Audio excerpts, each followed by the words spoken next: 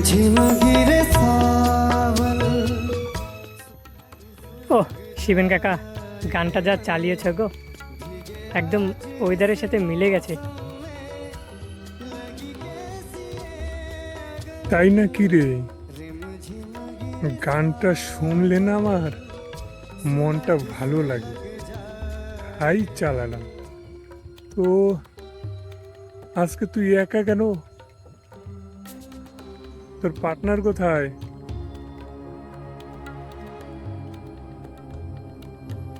এখনো আসেনি অফিস থেকে? এই তো বলতে বলতেই চলে আসছে। আয় বস।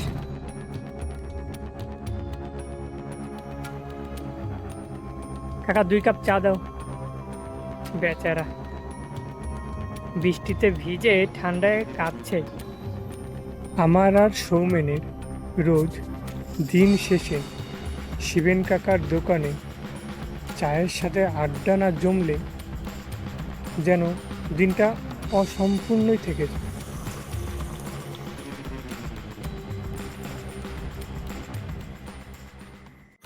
এবার বলতো কি হয়েছে? সৌমেন, আমি বলছি এটা সাধারণ কাগজ নয়। দাদুর সেই ডায়েরিতে বক্সার যে সুড়ঙ্গের কথা ছিল, এই ম্যাপটা ঠিক সেই রাস্তাই দেখাচ্ছে রে। বিশ্বাস কর। ধুর বেটা, তোর দাদুর গল্প তো রূপকথার মতো, আর এই ওয়েদার চারদিকটা যে খারাপ।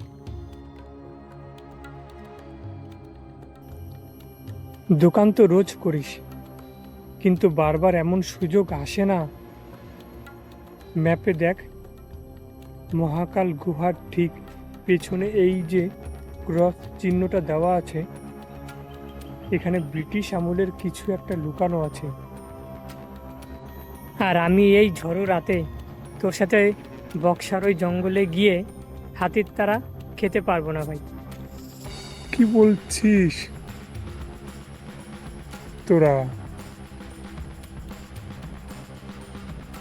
ওইদিকে যাস না রে এখন। ওই বক্সার বাতাস এখন ওই আগের মতো নেই রে। খবর দেখলাম, কাল যে ঝড় উঠেছে না, সাধারণ ঝড় নয়। পাহাড়ে কেউ একজন জেগে উঠেছে।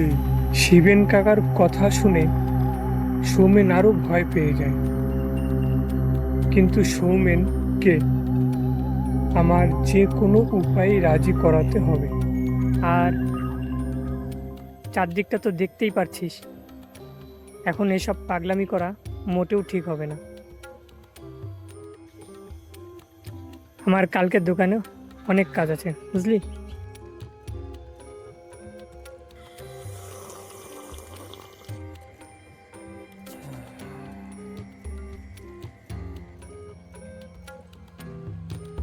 সৌমেন, তুই না আমার বেস্ট ফ্রেন্ড, বড় ভাইয়ের মতো।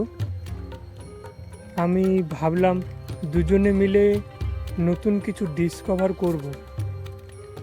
ঠিক আছে, তুই ভয় পাচ্ছিস যখন, আমি একাই যাব। যদি ফিরে না আসি, আমার এই হিমালয় বাইকটা তুই নিয়ে নিস, ঠিক আছে? শিবেন কাকার দোকান থেকে এসে আমরা ব্যাগ গোছাতে শুরু করলাম, আর আমরা যাওয়ার জন্য প্ল্যানও করছিলাম।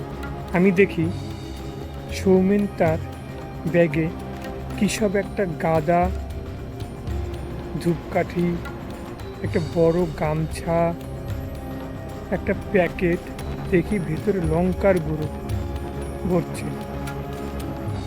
কিরে, তুই ওই লঙ্কার গুঁড়ো দিয়ে কি করবি? যদি ভূত আসে আমি চোখে ছিটিয়ে পালাবো। হ্যাঁ হ্যাঁ। আর ধূপকাঠি কেন জানিস? ধূপকাঠি জ্বালালে যদি ঠাকুর রক্ষা করেন। সব অগ্রিম প্ল্যান করে নিচ্ছি আমি। আমি জানতাম এই যাত্রা সহজ হবে না। এই ম্যাপ আমাদের বক্সার গভীর জঙ্গলে হারিয়ে দিতে পারে, নয়তো আমাদের ভাগ্যের চাকাও বদলে দিতে পারে। ব্যাগ গুছিয়ে রাতের খাবার খেয়ে মোবাইলে অ্যালার্ম দিয়ে শুয়ে পড়লাম। সকালে উঠেই আমরা ভোর 4টার দিকে রওনা দিলাম। আমি চালাচ্ছিলাম, পেছনে সৌমেন বিশাল ব্যাগ নিয়ে বসে আছে। চারদিক নীরব, একটু একটু ঘন কুয়াশা। কোনোভাবে জয়ন্তী নদীটার কাছে যেতে পারলে আজ বেঁচে যাব। আগে আমরা নদীর কাছে পৌঁছাবো, তারপর ম্যাপ দেখে ধীরে ধীরে এগোবো। আমরা রাজা ভাত খাওয়ার গেটের সামনে পৌঁছালাম। তখন প্রায় 5টা বাজে। চারপাশটা নিস্তব্ধ। গেটের কাছে কোনো গার্ডও ছিল না।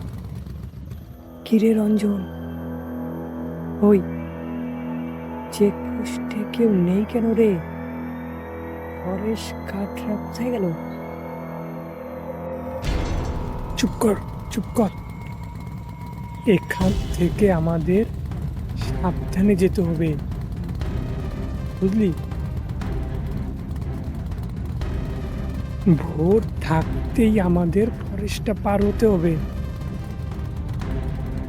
তাই একটু সাবধানে এদিক ওদিক নজর রাখিস। বললাম না চুপ কর। এখন উল্টা পাল্টা আর বলিস না। বনের সব হাতি, বাঘ, ভাল্লুক এখন ঘুমাচ্ছে। এটাই আসল টাইম। এই সময় যদি ফরেস্টটা পার করতে না পারি, খুব মুশকিল হয়ে যাবে আমাদের জন্য, বুঝলি? যা, যার ভয় পাচ্ছিলাম তাই হলো। কিরে, কি হলো? হঠাৎ করে থামলি কেন? চল। এই গাড়িটা না হঠাৎ বুঝতেই পারছি না কি যে হলো। সৌমেন আমার কারটা হঠাৎ খামচে ধরলো।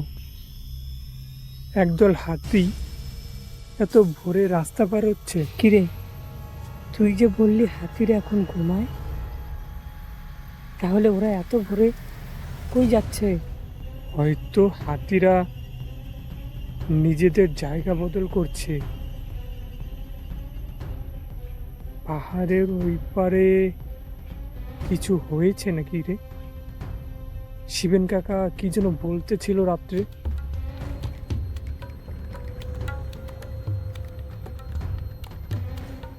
কেউ নাকি জেগে উঠেছে, বুঝতে পারছি না। কিন্তু আমরা কোনোভাবেই থামবো না, মাথায় রাখিস।